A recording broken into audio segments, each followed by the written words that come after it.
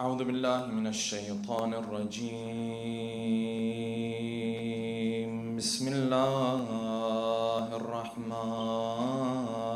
الرحيم.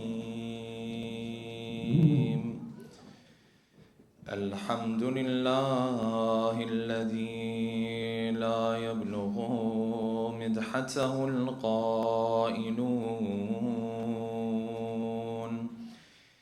ولا يحصي نعماءه العادون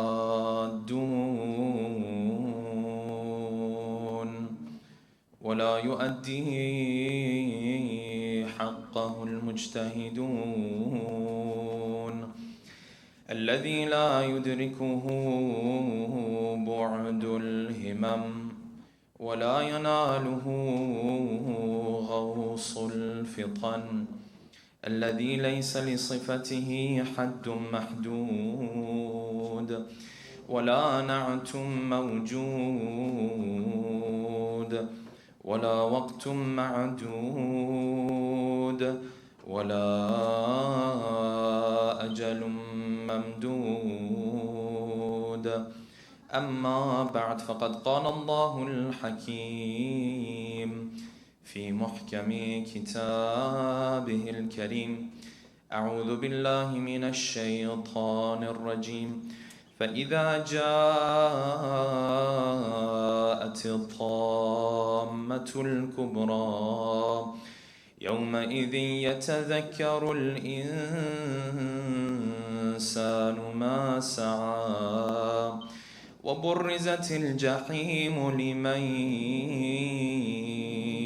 يرى فأما من طغى وآثر الحياة الدنيا فإن الجحيم هي المأوى وأما من خاف مقام ربه ونهى النفس عن الهوى فإن الجنة هي المأوى. صدق الله العلي العظيم. صلوات الله. For the love of our beloved Prophet and his beloved progeny, a second loud salawat. For the hastening in the return of our beloved 12th Imam, a third final loud salawat.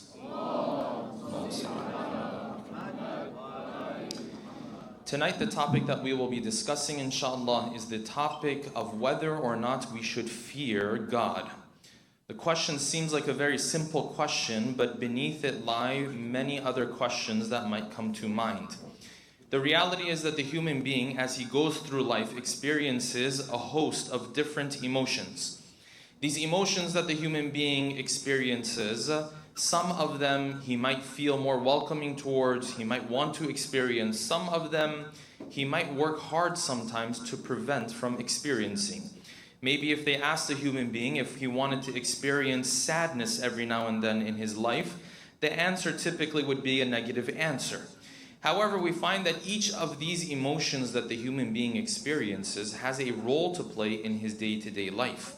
Maybe if this person, the only thing he ever experienced in his life was happiness and never got a taste of what sadness even feels like, maybe he wouldn't really know what happiness is actually like at the end of the day, and maybe he wouldn't be able to prepare for the time that happiness comes his way.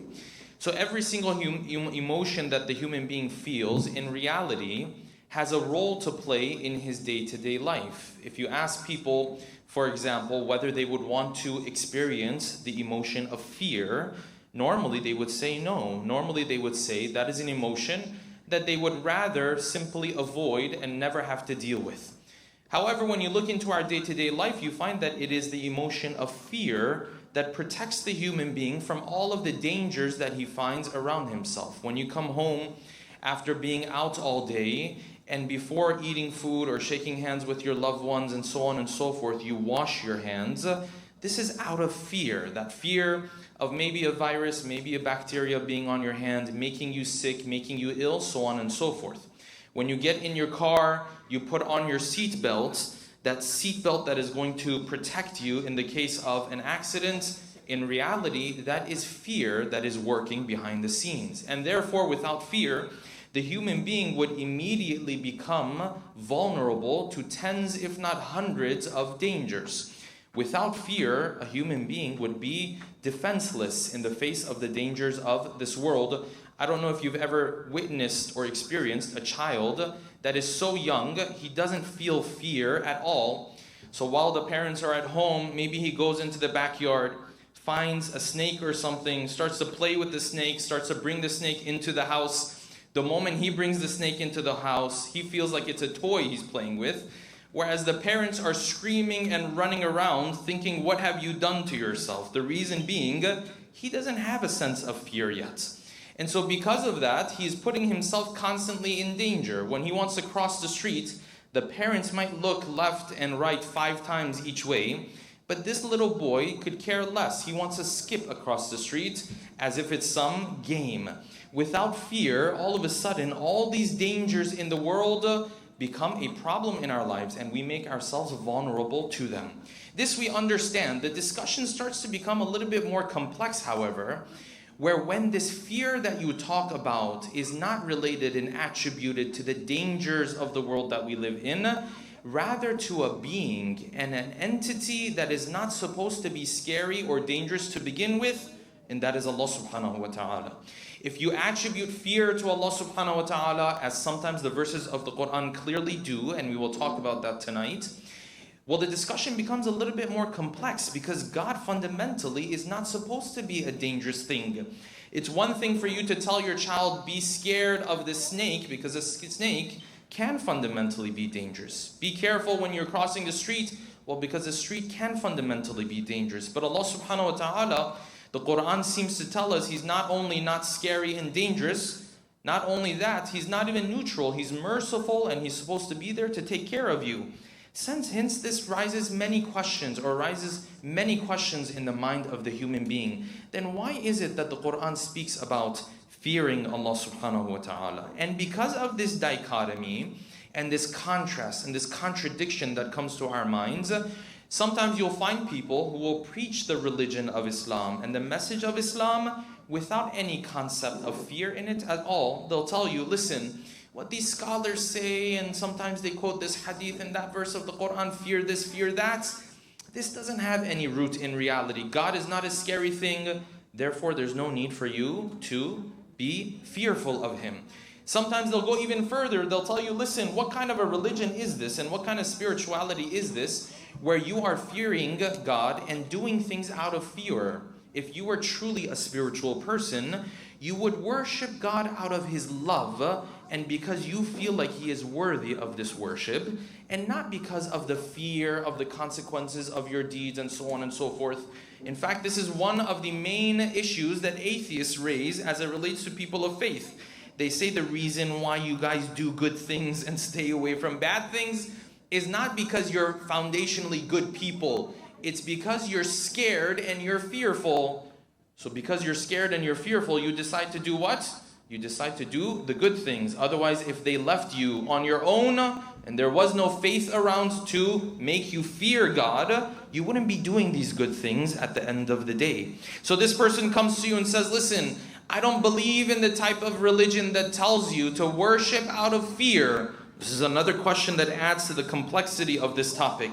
And beyond this, sometimes we have this question ourselves. Does God even have to bring into the story the idea of consequences, punishment, discipline, and so forth? Couldn't have Allah subhanahu wa ta'ala simply spoke of the rewards of the good deeds that you and I do? Wouldn't that have been a better system and a better incentive for me to do the right thing? So instead of coming to me and telling me Salatul Fajr is wajib, and if you miss it, there is punishment, and if you don't pray it on purpose, there is punishment for you, couldn't have Allah subhanahu wa ta'ala simply told me, if you pray Salatul Fajr, you will receive this mansion in heaven, and these blessings in heaven, and these fruits in heaven? Why talk about punishment and consequences anyways? And many other questions that come to mind in this regard. Therefore tonight, we will delve into this topic by posing the following questions. Number one, if God is not a dangerous being and a dangerous entity, then why is it that we find traces in Quran and in Hadith more than once or twice of a concept of fearing God? Number two, if we typically do not move towards something that is scary and dangerous, then why is it that the verses of the Quran tell us to flee to Allah subhanahu wa ta'ala, to return to Allah subhanahu wa ta'ala? Number three, if I fear God, what does this look like on a practical level? How can I know if I foundationally fear God? Does fearing God mean I sit in the corner of my house and my hands are constantly shaking, or is there some other practical sign to tell whether I fear God or I do not? Number four, when God speaks of those who fear Him, speaks of His special servants who khafa maqama rabbihi, have fear of the status of their Lord. Are these servants of His perfect servants who never disobey Him and never make any mistakes? Or is it the case that you can have the fear of God in your heart and still from time to time make mistakes and maybe commit sins? Number five, what is the greater level of fearing of Allah subhanahu wa ta'ala that you find in the status and in the lives of the Ahlul Bayt, specifically when they wanted to approach the time of Salat? Number six, is it true that worshipping Allah out of fear is not very spiritual and is not recommended in our faith, and that one should only worship Allah subhanahu wa ta'ala out of his love towards Him, or that he finds Allah subhanahu wa ta'ala worthy of worship? And number seven, and finally, what did Imam al-Rida say and how did he react when a man came to him and told him of his friend who had committed the sin of murder multiple times, but told him that he had lost hope in the forgiveness of Allah subhanahu wa ta'ala? Tonight, inshallah, we'll delve into these 7 questions with a loud salawat ala Muhammadin wa ali Muhammad. Before we can continue, if I can ask the AV brothers to turn down the echo or the gain a little bit, inshallah we can continue. One more loud salawat, please.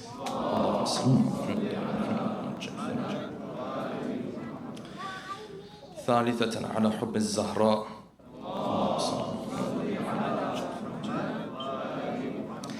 Let us begin from here. Does the Quran speak of the idea of fearing Allah subhanahu wa ta'ala? The reality is you can't go far in reciting the verses of the Quran or going through our literature, whether it is Quran or Hadith, without coming across some concept and some idea of fearing Allah subhanahu wa ta'ala. It's not easy to go through this. The reality is, if you were to open up the Quran and recite only the first page and the second page, yes? For some of us Muslims, that's the most we will ever recite from the verses of the Quran, of course, yes? Surah Al-Fatiha and that second page, and only that second page because it's printed in a smaller font and it's only 5 verses and nothing more. Otherwise, we won't continue beyond that.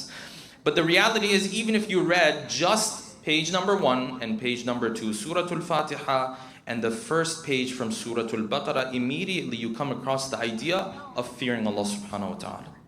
Because the Quran says, Alif Lam Mim, ذَلِكَ الْكِتَابُ لَا رَيْبَ فِيهِ هُدًى لِلْمُتَّقِينَ. Immediately there is this idea that there needs to be between you and Allah subhanahu wa ta'ala taqwa, wiqaya. You need to protect yourself from the consequences of certain things when it comes to your relationship and Allah subhanahu wa ta'ala. So you had not even gotten started reciting the Quran, and immediately the Quran is talking about what? There are people who are muttaqeen, and these are the special servants of Allah subhanahu wa ta'ala. Okay, great. If God was dangerous and scary, the discussion would be very easy. We would point to God and say, here, He's a scary person, stay away from Him. You need to protect yourself from Him, and the discussion would be over. The problem is, Allah subhanahu wa ta'ala doesn't introduce Himself as someone who is scary, who wants to hurt you, who wants to take something away from you. In fact, He introduces Himself as the opposite of this constantly.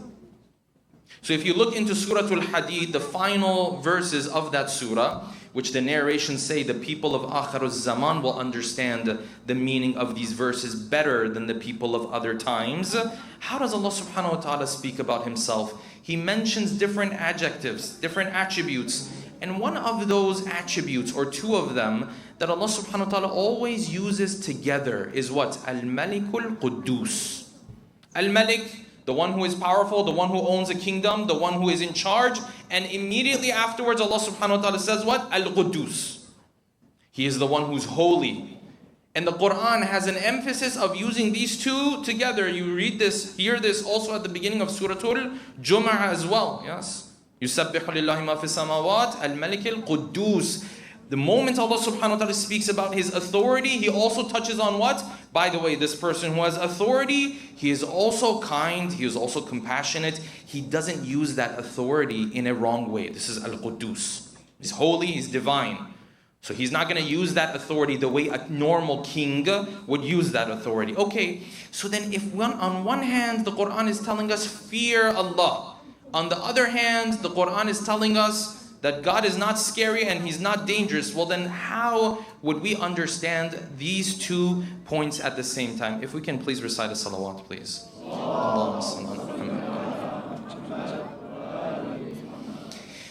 The reality is the Quran doesn't speak about fearing Him in just one way, because there's multiple terminology that Allah subhanahu wa ta'ala uses for this as well. Sometimes He says, ittaqullah, have taqwa. Sometimes He says you should have khashya of Allah subhanahu wa ta'ala. Sometimes He says you have khawf of Allah subhanahu wa ta'ala. Sometimes He says you have to have rahbah of Allah subhanahu wa ta'ala in your heart. So not just in one way, in a multitude of different ways, God is speaking of some idea of fear. But the reality is, when you dig deeper into the verses of the Quran, though the Quran says fear Allah, you realize that this is at a certain level that the Quran is speaking for the layman. Meaning for the layman who doesn't want to get into the philosophical details of things, it's easy. Allah subhanahu wa ta'ala tells him, fear me. If you're a good servant, you go to heaven. If you're a bad servant, you end up with the punishments. Yes? But at a deeper level, you start to understand that reward and punishment that the Quran speaks of is not Allah subhanahu wa ta'ala doing things. It's you who's doing that. So the Quran will come and tell you, listen, the punishment on the day of judgment, it's not God looking at you and saying, I'm not happy with what you did, so now you're going to get punished. On the day of judgment, it's not Allah subhanahu wa ta'ala looking at you and saying, you did what I told you to do, so now I'm happy with you. Here's your reward. Yes, sometimes the Quran speaks of it in that way, because the Quran has to speak in such a way where people over thousands of years can all understand it. Not everyone's at the same level. Yes, the people of the time of the Prophet, some of the basic concepts they might have struggled to grasp. Hence the Quran sometimes speaks in this way. And then some other times the Quran goes deeper into the reality of what is punishment and what is reward. So this verse of the Quran that all of you and I have heard, فَمَنْ يَعْمَلْ مِثْقَالَ ذَرَّةٍ خَيْرًا يَرَهُ وَمَنْ يَعْمَلْ مِثْقَالَ ذَرَّةٍ شَرًّا يَرَهُ. But if you pay attention to what the Quran is saying, does the Quran say the one who does good, Allah rewards him, and the one who does bad, Allah punishes him? Or did the Quran say the one who does good and the one who does bad, the good and bad deed themselves, they will see that on that day? He said, وَمَنْ يَعْمَلْ مِثْقَالَ ذَرَّةٍ خَيْرًا يَرَهُ. This person will see the deed itself. So the Quran is teaching you and I that when you perform a deed, good or bad, this deed has 2 aspects and 2 realities to it. It has a physical reality to it, and it has a spiritual reality to it. The physical reality is bound by time and place. You do it at a particular place and at a particular time. The physical reality does not extend beyond that moment. You made a hateful comment, a disrespectful comment to a loved one. That comment of yours physically lives in a particular time and place, and that's it. But then this deed of yours has a spiritual reality to it as well. The spiritual reality is not bound by time and place. The spiritual reality is tied to your soul. Wherever your soul goes, that spiritual reality accompanies your soul. You can't run away from it. It's always tied to you. That's why the Quran says, كُلُّ نَفْسٍ بِمَا كَسَبَتْ رَهِينَةٌ. Everyone is tied to their deeds. They can't run away from their deeds. The physical reality of things you can run away from very easily. You do this wrong thing here, you move to another state, nobody has any idea. But the Quran says, no, that deed had a spiritual reality. It's tied to your soul. And so when you show up on the Day of Judgment, what does Allah subhanahu wa ta'ala do? He reveals to you the spiritual reality of that deed that you had done. Now, if that deed was a good deed, the spiritual reality shows up as a blessing for you. If it was a bad deed, the spiritual reality of that deed shows up as a punishment. So it's not Allah subhanahu wa ta'ala, na'udhu billah, snapping his fingers and making hellfire appear all of a sudden. It is you who through your deeds create deeds that have a negative spiritual reality. Yes, Allah subhanahu wa ta'ala is the one who brings you into the next world and reveals to you the negative spiritual reality of your deeds. Yes. Is Allah subhanahu wa ta'ala part of this overall process? Yes. But who is the determining factor? It's you.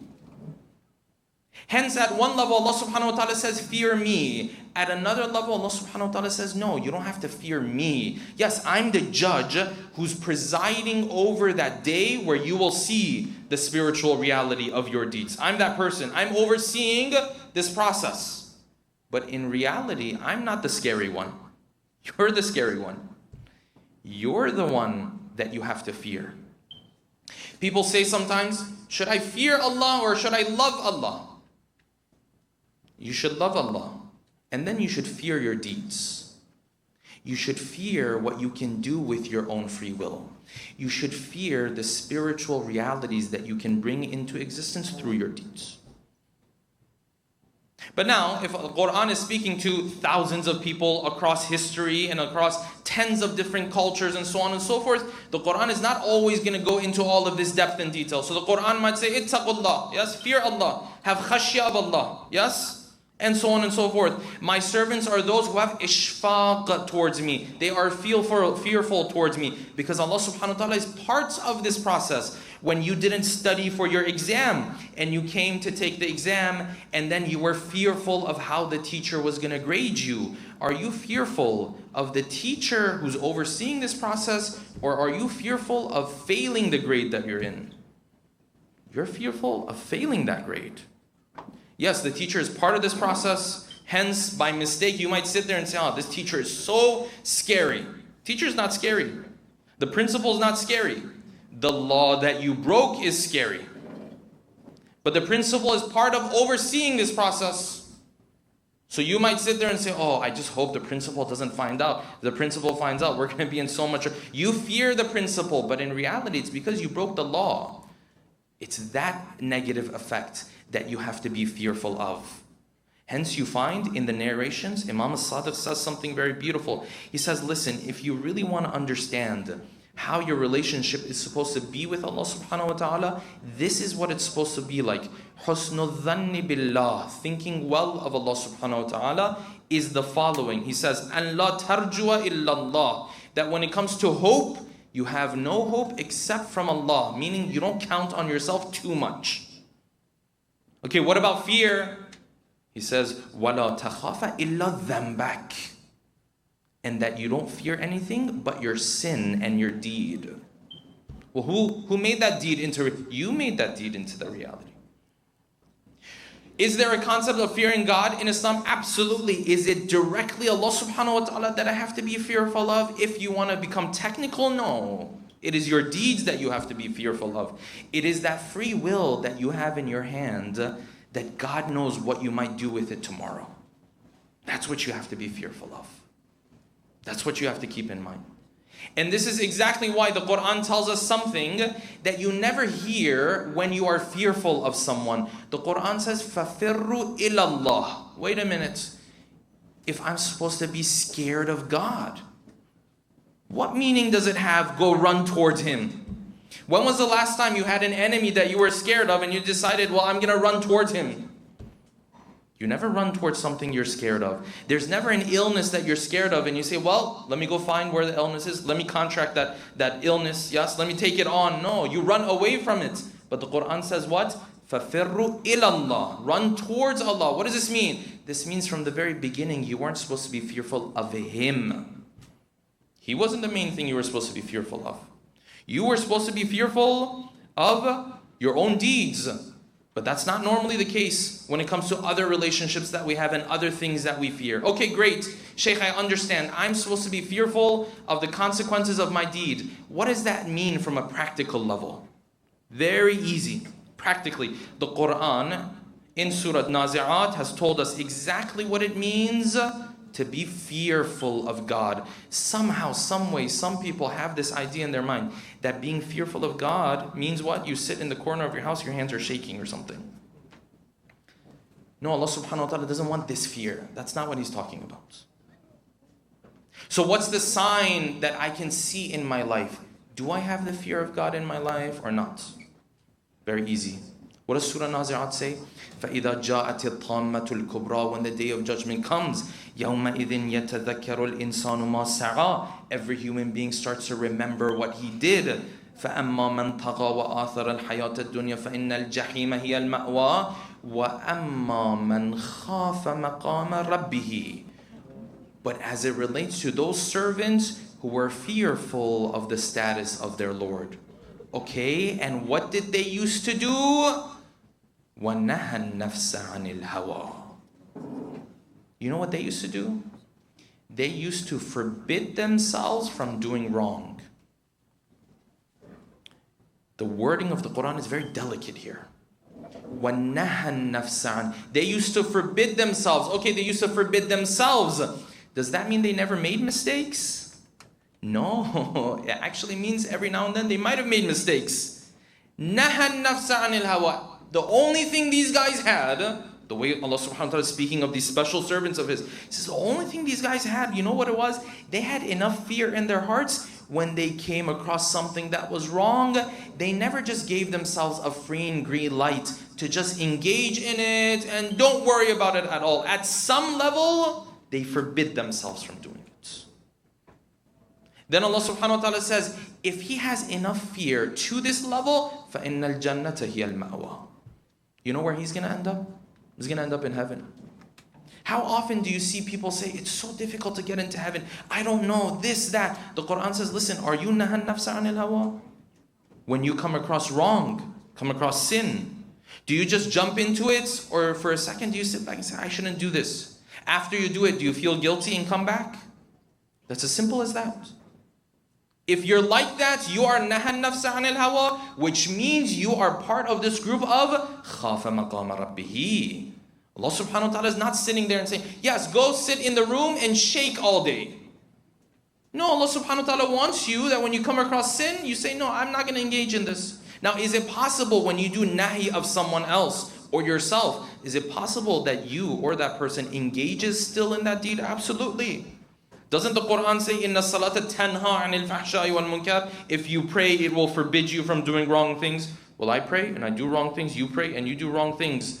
So the Quran is saying, at least do nahi, at least forbid yourself. Is that too much that Allah subhanahu wa ta'ala is asking from us? That's not too much that Allah subhanahu wa ta'ala is asking from us. So you find in the Quran, every time fear of Allah comes along, which means what? Taking on a sense of accountability for my deeds. Not just going into life and saying, I'll do whatever I want to do. Taking on a sense of accountability. Whenever that comes along, you find Allah subhanahu wa ta'ala immediately says, these people will have maghfirah and forgiveness. So it turns out they're not perfect. So it turns out they make mistakes. It says, Man khashya ar-Rahmana bil-ghayb, the one who fears Allah when no one else is around, فَبَشِّرْهُ بِمَغْفِرَةٍ. Tell him we're going to forgive him. Wait a second, I thought if he's going to fear God, he's not going to do anything wrong. No, the Quran says he'll do some things wrong. But what? Because he forbids himself, the mercy of Allah subhanahu wa ta'ala is there to grab him. Is this too much Allah subhanahu wa ta'ala is asking from you and I? Otherwise, the type of fear that sometimes people have, that I'm just fearful of God. Sometimes you see this, by the way. If you go bury someone in the graveyard, sometimes people who are around you, they will react in this way. When they put the body of this person into the grave, all of a sudden you see everybody's crying, so on and so forth. Why are you fearful? I'm just fearful. It's just scary. Okay, this type of fear, as long as it doesn't bring accountability, is not admirable in Islam. God doesn't want you to just be scared just for the sake of it. He wants you to take that fear and say, oh Allah, I know there can be negative consequences to my deeds, so I'm going to forbid myself from some wrong things. This is what Allah subhanahu wa ta'ala wants. Otherwise, Ali ibn Abi Talib talks about this in Nahj al-Balagh. He says there are some people, yakrahul maut. He doesn't like death. But that's it. He just doesn't like it. Will he ever do anything to remove that dislike and to prepare him for his own death? No. Just he dislikes death. Just when he comes to the graveyard, he says, oh my God, it's going to be so difficult. Then when he goes back, he's like, yeah, I'm just going to still do the same things. Ali ibn Abi Talib says, Baba, if you fear God, take a little bit of that fear in your heart and say, okay, I'm going to at least forbid myself. You don't have to be perfect. Nobody said anyone has to be perfect. At least take it and say, I'm going to forbid myself from doing this. So Allah subhanahu wa ta'ala doesn't want someone just to fear Him just for the sake of it. No, He wants a sense of accountability. Now someone might say, well, Shaykh, you're saying that the Quran wants us to fear Allah, so I have to live a life of fear all the time. No, because the Quran tells us that the fear that one has of Allah, i.e. fearing the consequences to his own deeds at a deeper level, yes? The fear that he has of Allah and the mercy of Allah subhanahu wa ta'ala are two sides of the same coin. In normal relationships, when you fear someone more, that means they're less merciful towards you. That's why you fear them more. In Islam, in your relationship with Allah subhanahu wa ta'ala, the more you fear God, that means there's more mercy coming your way. So if someone reads the verses of the Quran and says, yeah, Shaykh, these verses are very scary. Say, oh, so you got scared. Yeah, I heard about, hellfire, so on and so forth. I got scared. The immediate result, the immediate next step from that is, if you got scared, then you don't have to worry anymore because God's mercy is there for you. Immediately the fear of Allah subhanahu wa ta'ala turns into tranquility and calmness. Because if you really feared God, well then immediately the mercy of Allah subhanahu wa ta'ala is going to come your way. This is why the Quran says, Allahu nazzala ahsan al-hadith kitaban mutashabiha. Allah subhanahu wa ta'ala has sent down this Quran, kitaban mutashabiha, has multiple interpretations. Mathaniya taqsha'irru minhu juludul ladina yakhshawna rabbahum. The people who fear Allah, when they go through the verses of the Quran, their skin starts to tremble and shake. Like they're really fearful. Okay, but the moment this happens, then they remind themselves of what? I feared Him, that means His mercy is coming my way. ثُمَّ تَلِينُ جُلُودُهُمْ وَقُلُوبُهُمْ إِلَى ذِكْرِ اللَّهِ. Then immediately their hearts become calm. The moment you fear God, if it's true genuine fear, meaning you worry about the consequences of your own deeds, immediately that changes into what? Calm and tranquility. This is the beauty of your relationship with Allah subhanahu wa ta'ala. In no other relationship does this hold true. Only in your relationship with Allah subhanahu wa ta'ala does this hold true. The more you fear God, the more merciful God has promised to be to you. That's how it works. Now imagine if you go out there and you take accountability for your deeds in a normal court of law. And you show up to the judge and say, Judge, you know what? I want to just cut this short. I actually did this deed and that I'm taking accountability. Yes? Will they be more merciful towards you? No. They say, Alhamdulillah, thank you for saving our time. The next case was actually waiting outside the door. Take him. His sentencing will be next week. Take him. I don't want to talk to him. Only in the court of Allah do you come and take accountability. And they say, you know what? We're wiping off the crime altogether. It's only in your relationship with Allah subhanahu wa ta'ala works like this. Recite salawat, please.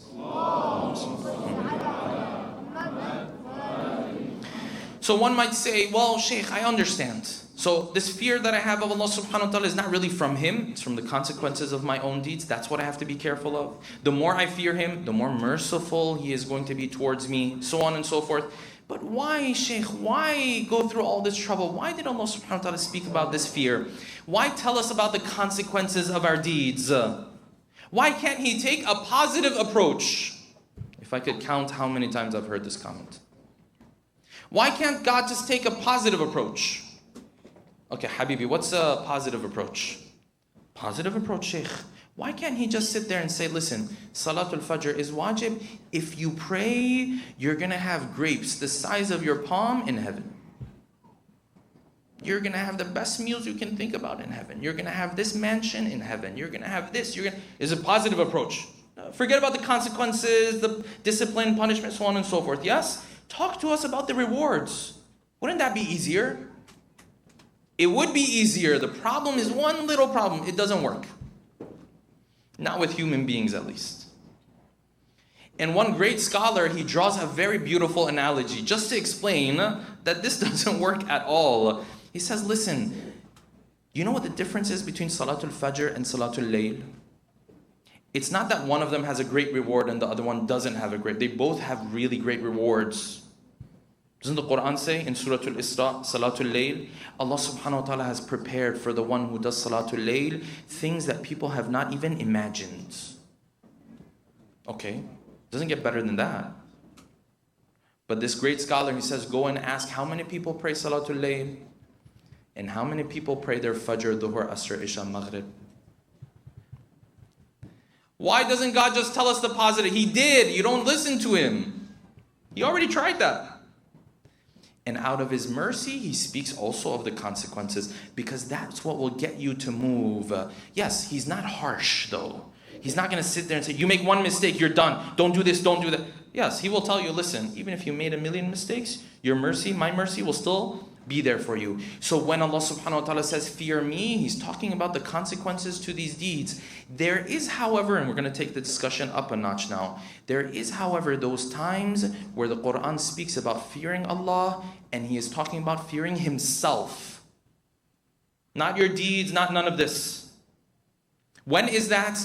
There are times in the Quran where Allah subhanahu wa ta'ala says, there are some servants, they reach a certain level, it's not fear of the consequences of their deeds or punishment, and that is why they fear us. It's not that. You know what it is? They just understand who God is. So the Quran says, the angels, يَخَافُونَ رَبَّهُمْ مِنْ فَوْقِهِمْ, they fear Allah. But wait a second, can an angel ever do anything wrong? An angel can never do anything wrong. An angel's perfect. Angel will always obey Allah subhanahu wa ta'ala. But the Quran says, يَخَافُونَ, they have khawf. The Quran says, لو أنزلنا هذا القرآن على جبل لرأيته خاشعا متصدعا من خشية. It's going to implode from the fear of Allah. Does a mountain ever have a chance to do anything wrong, to fear the consequences of his deeds? And yet the Quran says they fear Allah. This is the second level. The higher level of fearing of Allah subhanahu wa ta'ala, which means it's not so much fear in and of itself or worrying about punishment. It's not that. It is that this person is in awe so much, he displays signs of fear. This is a different thing. Most human beings go through their life, they never experience this. And this is the fear that the Ahl Bayt had. Why do you think when it came time for Salat, all of a sudden, Imam al-Sajjad is going pale? Why is he going pale all of a sudden? Oh, because he's still worried God is going to punish him? No. Because he understands who he's going to talk to. Now, you and I don't understand this, so it's difficult for us. Okay, Sheikh, when it comes to this part of the discussion, there's always this guy who comes after the lecture. Sheikh, I want to fear Allah in that way. How do I get there? Here's the thing. You cannot get to that level unless first you go through the basic level of fearing God. You have to graduate from that level to the next level. You can't just go to the next level. Oh, I understand who God is. I worship God because I understand who He is. No, you think you do that. That's not true. Sheikh, I've heard this narration. Imam Ali said, in fact, more than one Imam has this narration. Yes? That the people who worship Allah subhanahu wa ta'ala are of three groups. Yes? That the one who worships Allah subhanahu wa ta'ala out of fear of hellfire, yes, this is the worship of the servants. Ibadatul abid. The one who worships Allah subhanahu wa ta'ala out of the hope of getting into heaven, this is ibadatul tujjar. This guy is trying to work his way towards heaven. And then there is, Shaykh, I've heard there's ibadatul ihrar. I want that one. I want to worship Allah subhanahu wa ta'ala because He's worthy of being worshipped. Or some narrations say, hubban lahu. Or some narrations say, shukran lahu. Yes, just because of who God is and what He's done for me and so on and so forth. Here's the thing. Because the fear of Allah at this basic level, unfortunately, has gotten a very bad rep in our communities. Oh, don't worship God out of fear, this, that. No, you can't reach that higher level unless you begin from worshipping Allah subhanahu wa ta'ala while fearing the consequences of your deeds. You know how we know this? Listen, it doesn't get better and higher than the Ahlul Bayt. Yes, no one gets higher than the Ahlul Bayt. Okay, great. What if we told you that the Ahlul Bayt also feared the Day of Judgment? No, Shaykh, I heard the Ahlul Bayt, they worship Allah out of the love that He has for them. Yes, they worship Allah out of the love that they have for Allah subhanahu wa ta'ala. But that's because they graduated from the first level, not that they don't have the first level. Big difference. When you go to college and you're learning some algorithms, you are leaning on a foundation because in the second grade or the first grade you learn 2 + 2 = 4. When you go to college, 2 + 2 = 4 is still a thing. That was the step you put your foot on and then went to college to get into some algorithm. We're still at 2 + 2 = 4. And then we're like, oh, I want to learn this algorithm. They say, yeah, but you didn't learn 2 + 2 = 4. You still don't know that if you don't pray, there's a spiritual reality that's created that you have to deal with and all this stuff. That's where you and I are. You have to graduate from that level. Therefore, worshipping Allah subhanahu wa ta'ala out of fear of the consequences of my deeds, brothers and sisters, is a very spiritual thing to do. Yes, sometimes in life, the human being might be able to go beyond this level. He might be able to reach that point where Ali ibn Abi Talib says, Ya Allah, I don't worship you because of your heaven or your hellfire. I worship you because you are ahlan lidhalik, because you are worthy of being worshipped. But you have to start from this level. Can't skip this level. And this is the most difficult level to get through. You know how we can say the Ahlul Bayt also feared God even at this first level?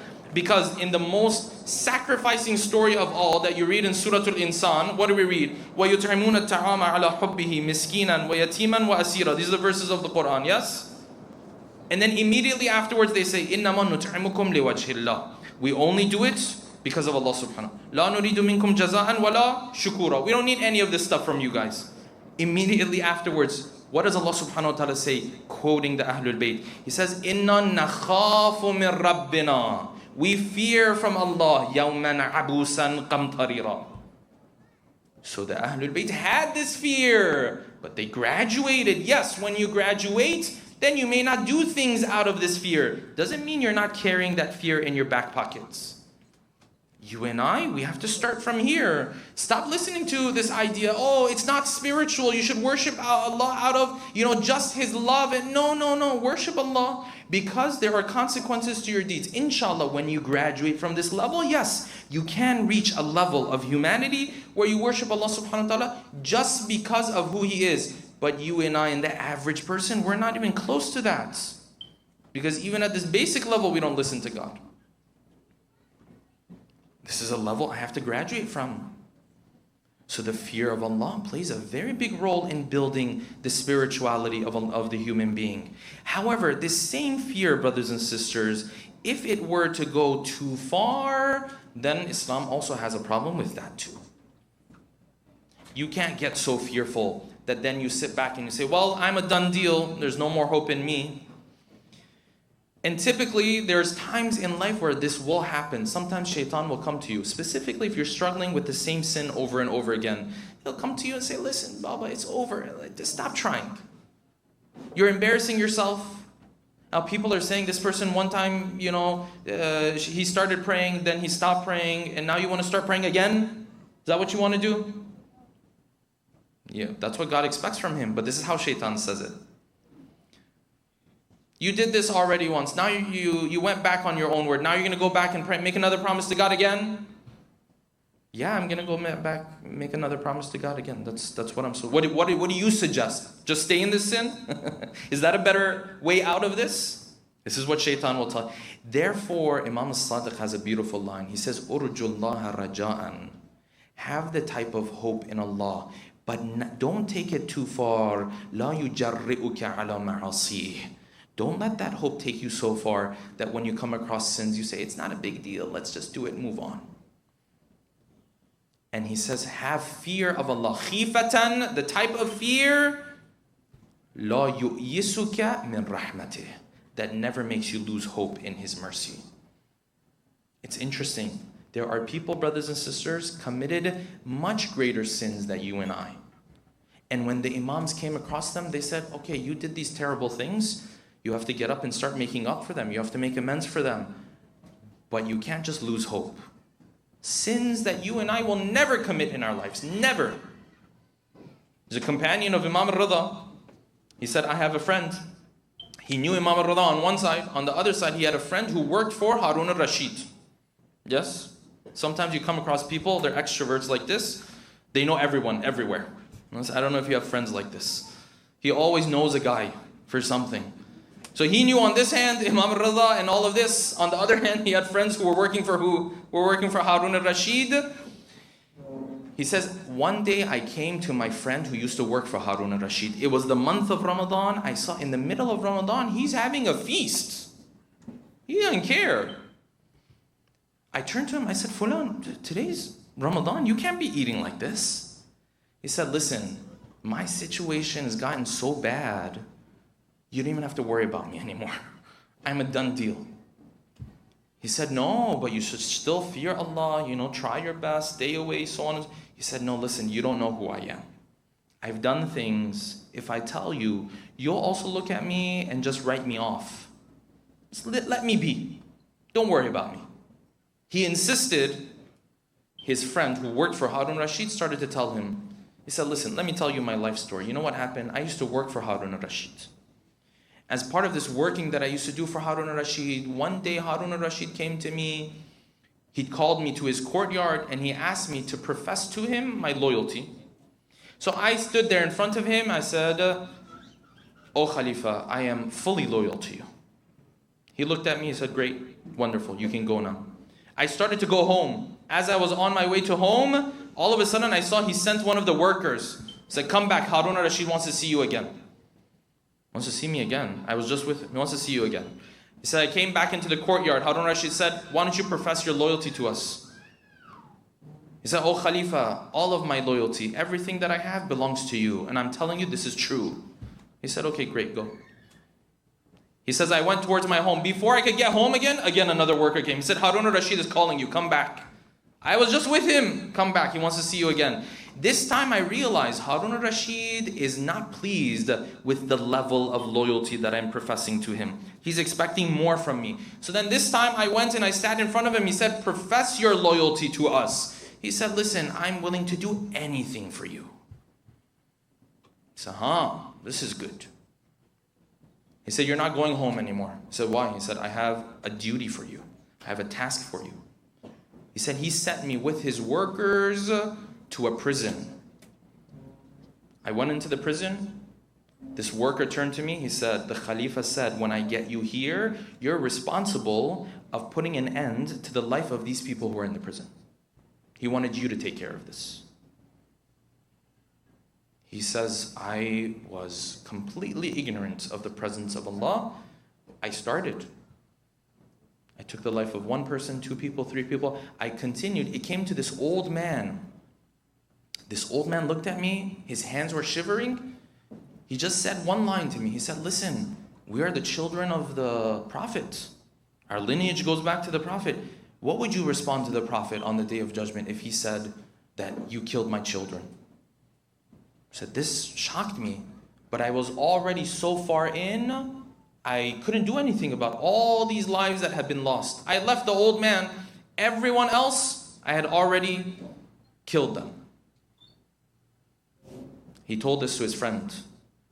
He said, because of this, it doesn't matter what I do anymore. There's no more forgiveness for me.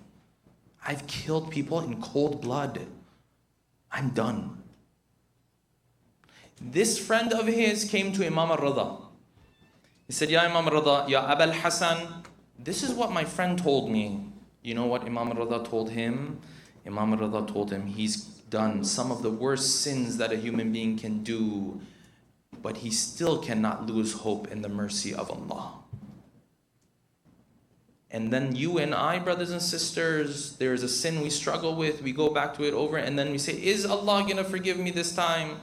There's people who've done 10 times worse than you. And Imam Rida is saying, in that narration, he said, the sin of losing his hope might be worse than anything else he did. This is the mercy of Allah subhanahu wa ta'ala. The fear of Allah subhanahu wa ta'ala.